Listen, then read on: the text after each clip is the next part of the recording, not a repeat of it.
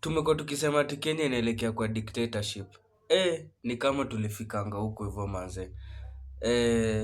Hii move mpya na with Ruto ina declare that Kenya is officially a dangerous country. Sio tu kwa Sifuna, sahi ngore iko kwa Sifuna peke yake. Inamaanisha we are also in trouble. Ni government gani hii haitaki criticism? Ni government gani hii haitaki anybody against them? Inamaanisha the war has just begun. The moment jamaa tekelele hiyo bibilivi chini for the second time, yani mimi na wa promise things will be even much worse, kusema ukweli. Hii sio war tu kwa ati ODM peke yake. In fact hiyo ilikuwa imeanza before hata Raila apass, but sasa unaona Ruto amesucceed. Na hii inamaanisha ni war kwa sisi Kenyans Gen Z. Na mimi niko sad sana manze, tumerudi kwa ile politics ya tribe, because hata sasa hivi venye Sifuna ametolewa kama SG tunalilia sijui wametoa Waluya hatutaacha hii ende hivyo. Hapana manze, tunafaa kuangalia kitu with a third eye, kusema ukweli, because kama Ruto amesucceed, najua yeye ndiye alikuwa one of the people mwenye aliunda hii chama, but hii chama si alitengeneza rules. Na the fact that amesucceed kutoa Sifuna, kitu yenye anajua hata yeye sasa ni politically dangerous, inamaanisha he must have a greater plan. Na mimi shida yangu kubwa niko nayo ni ya majenzi manze. Mbona hatutaki kuchukua kura manze? Because hata sasa wasee wanaweza sema ati hatutakubali Sifuna sijui afanyiwe nini, na watu waanze kuamua kwenda tena maandamano. Hata mimi nilienda maandamano, lakini tutaishi hivi hadi lini? The moment yenye tunaweka msee hapo hivyo kwa kiti mwenye ajali hata interest zetu hata kidogo, as long as ye political chess yake imeingiana, hizo vitu zingine zote hazijalishi. I do not hate Ruto, but Ruto hates my country, and so Ruto is my enemy. And hii ni a big sign that Ruto ataki anybody mwenye anamuoppose, and this is his first term. Aja manage kutoka kuingia kwa his second and last term, which I doubt kama ni his last term, because so far beat all the odds. Tukimwangalia hapa hivi tu na Gen Z na sijui tumechukua sijui kura 200 ama ni kura ngapi manze. If tunataka change and we really love our country, mse ako ready kutake criticism. Kama utai kuona ndugu yako akimadwa tena, because kama mse ako na balls za kuangusha ODM time kama hii, najua by 2026 ikiisha mtakuwa mshasahau hii story, mnaweza toka nje mpigane. Lakini mimi naomba sana wa Kenya na sana sana rika yangu, tusikue watu wa kusahau. Anybody mwenye hataki criticism ni a very dangerous person, kusema ukweli. Hata beshte yako tu mwenye unatulianga naye, ukiona beshte mwenye apendi banta, yani apendi hata kuchongolewa hata kiasi, ni mzee. Shida si sisi, shida ni yeye. Yeye ndiye anajua na anajua vizuri sana akona shida. This is a very clear warning and a very clear message. Gen Z, namalizia nikisema tuchukue kura manze. We will allow comments from other leaders present here, and then we'll take it from there. So, fellow countrymen, members of the ODM party, supporters, and members of the 4th Estate District, ladies and gentlemen, I have taken note of the announcement made by a section of the ODM National Executive Committee in Mombasa yesterday, the 11th of February 2026, purporting to remove me from the position of Secretary General of the Orange Democratic Movement. Let me state without fear of contradiction that this action is illegal and procedural and a blatant violation of the ODM constitution as well as the principles of natural justice. At no time have I been informed of any allegations against me, be they of indiscipline, insubordination, or incompetence in the execution of my duties as the Secretary General.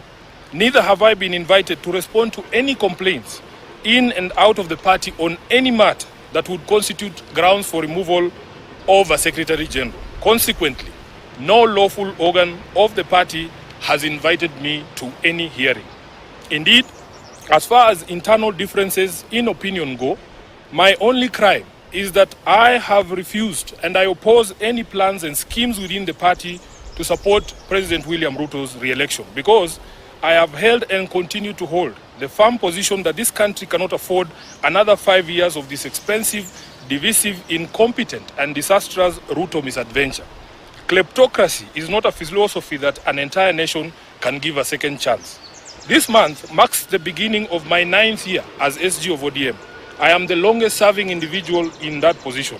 To serve that long at the feet of the enigmatic Raila Odinga needed one to summon all reservoirs of wisdom from all possible sources, but most importantly, to remain a true and loyal student of the great icon.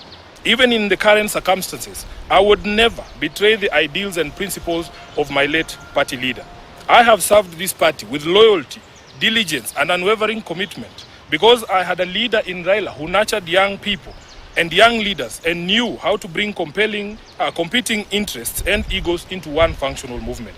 Together, we have defended the Constitution, strengthened internal party structures, and safeguarded the voice of millions of Kenyans who believe in social justice and accountable leadership. My record speaks for itself, and it always will. It is in public domain that my opposition to the party's dalliance with Ruto started long before the Right Honorable Raila passed on. He understood my reasons and accommodated them. It is also a known fact that regardless of what political deals Raila struck with different regimes, he would never have allowed his beloved party to be turned into a mere appendage of State House, where decisions are rubber-stamped after instructions are received from the regime. It is painful to note that sections of the party continue to desecrate the legacy and memory of Raila by turning this party into a theater of the illegal. Just last week, on 3rd February, a Gazette notice was released purporting to legitimize the recent changes in party leadership, with the rider asking for public input within 7 days, even though the stated date had lapsed by 3 weeks. Essentially, those who now purport to run the party are aware that, for instance, the new party leader was installed unprocedurally and unconstitutionally. These shortcuts and illegal edicts reflect the bad manners that progressive institutions and individuals pick up as soon as they get cozy with William Ruto. I leave it to the party members to judge if this really is the path that the Right Honorable Raila Odinga had set for us. Just 4 months after his death, we can all agree that Raila must be turning in his grave. In recent times, many respected personalities within the movement have reached out to me and the rest of the leadership, seeking a middle ground of unity, at least until the National Delegates Convention is called. I may not mention all of them, but the party trustees, and they know themselves, as well as Mama Ida Odinga and Her Excellency Ruth Odinga, the women representative for Kisumu, among others, have worked tirelessly to try and unite the party and renew the spirit of Raila in the party. But it seems the rest of the leadership, answering to instructions from elsewhere, has been unable to embrace dialogue. I want to assure our members across the country that this is not about positions. It is about principle. It is about protecting the integrity of our party. It is about ensuring that ODM remains a democratic institution governed by rules and not by impulses.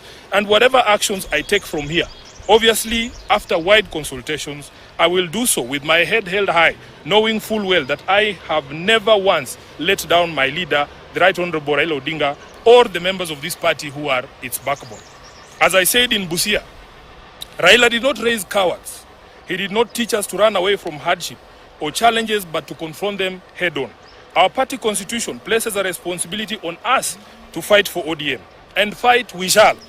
Through all lawful means, we shall fight for this great institution until the very end.